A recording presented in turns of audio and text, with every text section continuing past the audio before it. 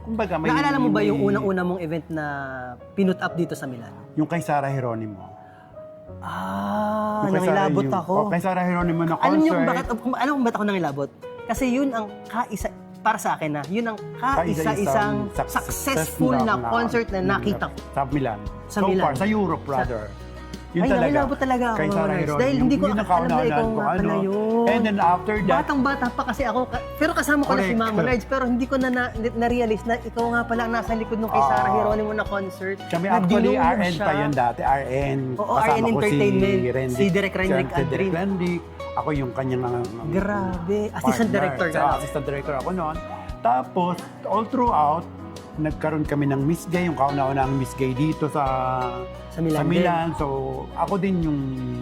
Ang hindi ko makakalimutan. Katulong ko si Ryan noon. Ang hindi ko makakalimutan yung kay Sarah Geronimo na parang buong Europa Correct, ata buong Europa, dumating